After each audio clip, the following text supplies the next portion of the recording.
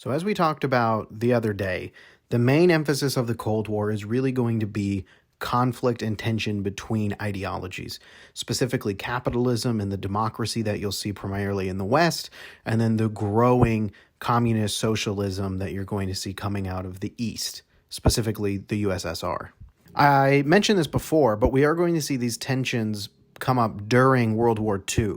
So you can see here the Yalta Conference, Stalin agrees to self-determination.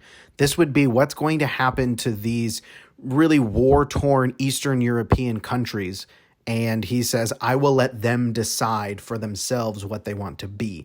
But he does not follow through on that. He will not allow free elections in Eastern Europe. Instead, he is going to use those to set up satellite countries that would be connected to the Soviet Union and communism.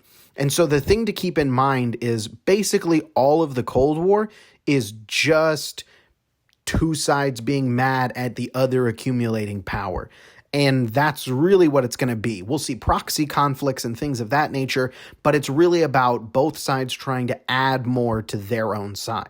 Also at the Yalta Conference, they agreed to divide Germany into 4 occupied zones.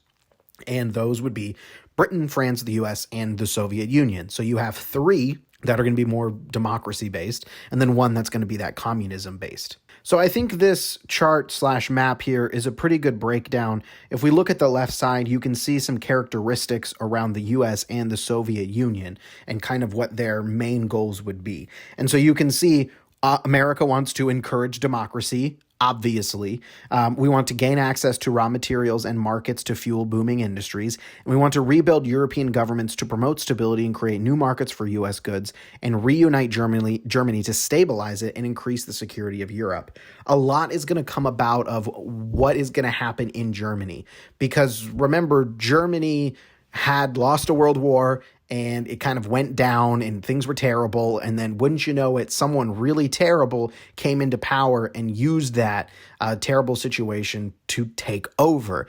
How can we prevent that from happening? But also simultaneously, we're worried about France being upset and worried about, what is Germany going to do if they're strong? And then there's the concern about the socialism element. So there are some concerns there. The Soviet Unions really want to pilfer and pillage from Eastern European countries, and especially Germany, their side of Germany, in order to rebuild themselves, because things just were not going very great. Russia in general wasn't in a very good situation when it came to infrastructure and technology and things like that. And so they really are going to just steal a lot from what they take from in Europe. And then if we're looking over on the map, you can see kind of where the rough divide is going to be. And this is going to be, and you see here on this political cartoon, you see Stalin reaching across, trying to add more and more territory to their bloc. And that's something that you'll see, the idea of the Soviet bloc. And that's going to be those countries that are added into its kind of orbit. This is going to be called the Iron Curtain. Churchill is going to give a very famous speech where he calls this an Iron Curtain has descended, basically down this whole side of Eastern Europe, and there's no getting through it. And this is going to be very visual when we have the Berlin Wall end up going up in Berlin, but this is a metaphorical wall, right? It's not literally that the Soviets built an Iron Curtain, but you understand. The U.S. policy in the early Cold War, and I'll make an argument most of the Cold War, is going to be a policy called containment. So in looking at that word containment, there's the word contain in it. That is the ultimate goal. We want to contain Soviets wherever they are and not let them spread socialism and communism. We're worried that if that spreads, it would directly impact America.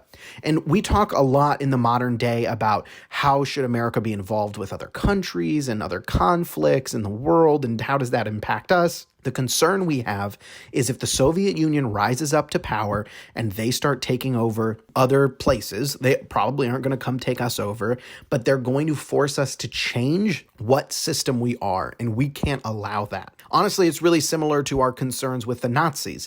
We're not really concerned that the Nazis are going to attack us per se. We're worried that by them taking over a lot of the world, it's going to have an impact on us, and we'll have to change who we are because of that. Now, this policy of containment is going to come from something called the Long Telegram. This is written by George Kennan, who's writing literally from the Soviet Union. And it is this really long telegram, and it's definitely worth the read. But I have kind of a few main points on it. One, he's saying the Soviets are a serious problem. We have got to be worried about them. And then two, they will, at all turns, work to bolster their country at the cost of capitalist countries. That's our concern. We're watching this potential real big rival start building themselves up. And he's saying, hey, we need to prevent this from happening. And this is where you'll get the idea of let's contain them and not let them spread. And this is one quote that I have here. He's talking here about the Soviet Union's internal policy devoted to increasing in every way strength and prestige of Soviet states, intensive military industrialization, maximum development of armed forces, great displays to impress outsiders, continued secretiveness about internal matters designed to conceal weaknesses and to keep opponents in the dark. We see a lot of these characteristics pop up in more of the dictator states that we think about today, right? North Korea, very big grand displays of their power, secretive about what's actually happening within their country so they can hide weaknesses. That's something that you're going to see the Soviets do. That's one of the reasons we're going to see spies and things of that nature play a big role, because the Soviets are not really going to allow the West into their country. They're going to lock that down. And America, of course, doesn't have this. And so this is something that's true for America in general. America very much lives its life out in the open. We air all of our problems. Americans have no problem yelling at each other, getting mad at each other, and that's spilling out into world news and the world looking at us like, boy, they got a lot of problems. America just kind of owns that, whereas you're going to see the Soviets really crack down on allowing any of those issues to come out. This is going to be the beginning of containment. I cannot stress to you enough how significant this is going to be. We'll see over time how to achieve containment is going to differ, but we are always focused on limiting the spread of socialism and communism. As you can see on the slide, I have a question for this, and this is how can we connect this to modern day? I think this is something that truly, truly stands out in what we've seen happening over the last few years, so I'll read this. Again, they're talking about the Soviet Union. Their goal, to undermine general political and strategic potential of major Western powers. Efforts will be made in such countries to disrupt national self-confidence, to hamstring measures of national defense, to increase social and industrial unrest, to stimulate all forms of disunity. All persons with grievances, whether economic or racial, will be urged to seek redress, not in mediation and compromise, but in defiant, violent struggle for destruction of other elements of society. Here, poor will be set against rich, black against white, young against old, newcomers against established residents, etc. So, what this is saying is the Soviet Union's goal is to pit forces in Western countries, we'll say America, against their opposing side in places like America. So my question, how do we see that in modern day? I think the best example of this is what Russia did during the 2016 election. So this report is public. You can go read this. I read it once while my wife was having nose surgery, so I went all in depth on this. This is the Mueller report, as you may have heard about in the news. And basically, what the main part of the Mueller report is, the first part of it, was focused on what did Russia do to influence American elections. And essentially, they used cyber warfare, we'll say, right, in quotes, and they tried to attack America and pit us against ourselves. And specifically, there are things that they did where they would create Facebook groups that were fake on both sides of an issue. So one of the things at that point was the Black Lives Matter movement. We're talking like 2016. So we're not talking the 2020 Black Lives Matter. We're talking 2016. And they would make groups that would actually pay for advertising, but also pay people on the ground who legitimately thought they were working for an organization to go hold rallies, build conversation, and push on one side of the Black Lives Matter movement. And then simultaneously, they created other groups on the other side and started pushing out through advertisements and things like that on the other side of the issue so that those two forces would end up meeting in opposition. And it wasn't real. Now, the Americans following these things were real, and they thought they were actually being organized by whatever organization they thought they were with. But the reality is, it was the Russians. And I want to dive into this here. It says that they want to have all persons with grievances. They're acknowledging that people have grievances, economic and racial, or racial in this case, and they will be urged to seek a redress not in mediation and compromise, but in violent struggle for destruction of other elements of society. This is basically finding a weak point in America, which is our willingness to get in each other's face and be like, hey, I really want to fight for this thing. And they're acknowledging here that there are valid grievances that people have, things that they justifiably should be or can be upset about. But what Russia or Soviet Union in this case wants to do is they want to push that button and exacerbate those tensions to cause problems. And here you see the setup. Poor against rich, black against white, young against old, newcomers against established residents. Literally every single one of those issues is still playing a huge factor in America, both in 2016 and 2020 and 2021 and onward. Those are kind of classic American issues. We're going to talk a lot about poor versus rich. We've talked a lot about black versus white. We've talked a lot about young against old, and we'll see that come up even more in the 60s. And of course, America has a problem with immigration. All of those are legitimate issues that America has, and the Soviet Union wants to play off of those. And again, we will see Russia continue this in the modern era. And so what I want to be really clear about here, because there was a lot of conversation within America about the Mueller investigation and the report about, oh, well, did Russia help one side or the other?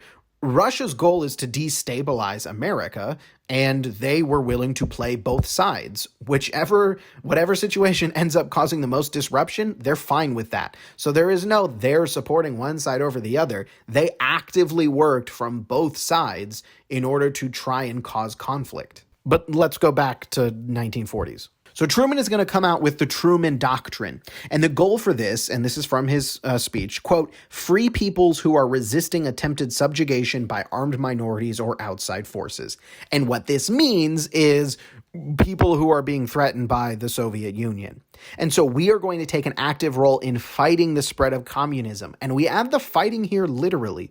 We mean that we are going to provide military support for countries facing conflict with these outside forces, right, which would be the Soviet Union. This includes economic, but also military aid. We will see success with this in Turkey and Greece specifically, where we actually provide military support, and there's going to help push back the Soviet Unions in those places. Now, we're going to talk about the Marshall Plan in a second, which is kind of similar to this. So a way you can remember this, the Truman Doctrine, that T, Truman sent tanks. This deals with a military aspect, not just an economic one. And then on the other side, you have the Marshall Plan. This is something that primarily is going to be looking at Western Europe. That'll be its focus.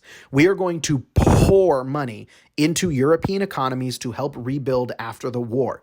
And I really, really, really want to focus on this part because even to this day, there's a lot of conversation around America giving money to other countries and why would America do that? And so in this specific case here, the concern is if people are poor, they are going to look for someone to feed them. And socialism is built upon reaching out to the poor and saying, I'm going to help you be in a better situation. And the concern here is the Soviets were going to come along and they were going to provide bread. Socialism was going to feed poor people in Western Europe, and they were going to be the fall victim to socialism. And so America will pour money into these places in order to keep the economies up so you don't see that widespread poverty, to prevent that from being a fertile feeding ground for the Soviet Union. They're also going to push ideas of capitalism, and they will try to weaken the appeal of communism. The Marshall Plan is money. And so Marshall, M, money, M. And you can see in looking at this, France and the UK are going to get the lion's share of the money. And those are the people who were the allies and really had a tough situation dealing with World War II. And so that plays part of it as well. But we are throwing money around. You can see all on the western side of that Iron Curtain, specifically to try and keep those economies from falling victim to socialism. This quote from George Marshall: "Our policy is directed not against any country or doctrine, but against hunger, poverty, desperation, and chaos." And that sounds great, and that was the goal, but it is to stop socialism, right? Communism. That was the point. So yes, they're worried that hunger, poverty, desperation, and chaos would be fertile feeding grounds for the Soviet Union, which was true. And so their way to fix that and contain, right, that spread of communism is to help prevent hunger, poverty, desperation, and chaos. There's also a concern around this vacuum of power in Japan. So Germany has been destroyed. Japan has been destroyed. Any place where there's that vacuum of power, we're worried that socialism could step in. And so what are we going to do? And so as you can see in that top quote there, America is desperately afraid that Germany and Japan would become vacuums of power, right? So there's nothing going on there. There's no set power there. And so in these empty vacuums of power, socialism could flow in. And so they were afraid that if they were left alone after being destroyed, they could easily be sucked up by the Soviets and socialism, and that is a threat to the U.S. If those places get under the control of communism, that threatens us. And so it is our foreign policy objectives to protect America, so we need to support these vacuums of power. And so, this is led by General Douglas MacArthur, the U.S. will pour money and support into Japan, which will lead to a more democratic government. Women are going to get the right to vote, a revitalized economy, a big push in technology, which you can still see as a focus for the Japanese economy today, and Article 9, which is where Japan says that they will denounce the policy of warmed and armed aggression, and we, America, will step in to be their army. Now let's look at the vacuum of power in Germany. So as you can see, Germany is broken up. Generally, what's going to happen is the allies, so those Western European countries, are going to put their spots together, and we're going to end up with West Germany, and then East Germany is the Soviets. You got to remember that East versus West dynamic, because that's going to be for the rest of the Cold War. And then if you look at that little subset in the map, you can see that Berlin itself is divided into West and East. And I want you to look at the bigger map. Where is Berlin? Berlin is in East Germany. So Berlin, which is divided into West Berlin and East Berlin, is inside of East Germany, which is controlled by the Soviet Union. Why might that be a problem? So what Stalin is going to eventually do, because you are going to see, again, those allied forces join their own groups together and make West Germany and Berlin, and then East Germany and Berlin. And so in June of 1948, Stalin will cut off all road and railroad traffic into West Berlin. One of the goals of the Soviets, right, is to add additional territory to their control. And so he's like, all right, I'm not going to let you get into Berlin. And in the hopes that Berlin would fall and the Soviets would be able to take over all of Berlin. And so Truman, a big advocate of containment, that'll be the main thing to link with Truman, says, no, we're containing them. We're not going to let them spread. And so he orders something called the Berlin Airlift. And basically, we're just flying like nonstop flights into our side of Berlin and resupplying them. This is incredibly expensive, but we are willing to pay any price to show the people of West Berlin that we are not going to forget them. Shout out, there was a very famous little cartoon with Milk for Democracy that popped up a few years ago, so there you go. There's also something called the chocolate bombers, and so as these pilots are flying in, they would take chocolate bars and put little parachutes on them and throw those off for the children as a way to kind of, boost morale. So from June of 1948 to the spring of 1949, so we're talking essentially a year, we are flying into Berlin and trying to show that we will support them. And Stalin eventually will lift the blockade, and that'll end this Berlin airlift. But what we see in that is containment worked. We put pressure against a Soviet Union that was expanding, and therefore we kept them back. We are going to create something called NATO. This is the North Atlantic Treaty Organization, which is basically going to be a bunch of Western European countries and then North Atlantic organized together around we don't like the Soviets. So there will be successful testing of an atomic bomb. NATO is formed to pledge mutual defense against Soviet attacks. And so the Soviets respond to that with the Warsaw Pact, which is just their group making their own group. So question, how does the policy of containment end up looking in Asia? And we're going to start to see our first thing of a proxy war. So let's look at China first. So there are two Chinas at this point. There was a Chinese civil war in the 1930s, and you had the communists that was led by Mao Zedong, and then the nationalist leader who is Chiang Kai-shek. And they're in a civil war. Mainland China is going to end up being communist controlled, and we will not actually recognize that until 1979. And then Taiwan is going to have nationalist control and will be supported by the US. We'll come back to stuff with China later, but this is kind of them growing, and they'll kind of build out from communism from this. The main thing we're going to see with Asian containment is going to be the Korean War. This is the first true test of containment. And so this will actually be a joint force between with the United Nations and American forces. So the UN is actually getting into this conflict. There is, and you can see the map here, there's this kind of back and forth. North Korea, again, supporting the communist, is going to push down into South Korea. And you can see really almost takes over all of Korea. And then we and the United Nations forces will help push that back. And we go all the way up to basically by China.